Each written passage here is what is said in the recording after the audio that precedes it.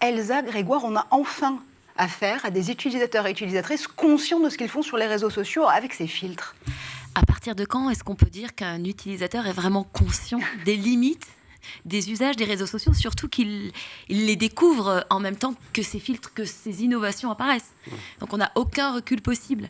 Ceci étant, concernant ce filtre, il existe depuis bien longtemps, pas sous cette forme bien sûr, mais par exemple, certains coiffeurs utilisaient aisément, ou certaines chaînes de maquillage, ou en tout cas qui traitent l'apparence physique, et on avait même vu que l'IA avait cette faculté de pouvoir colorer le moindre cheveu et qu'au moindre mouvement, tout bouger de manière extrêmement naturelle.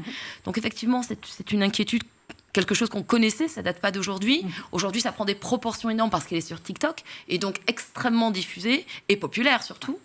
Et une deuxième chose, c'est que déjà, il y a des années, je m'inquiétais ce qui était qu'un fantasme à l'époque, mais des miroirs connectés.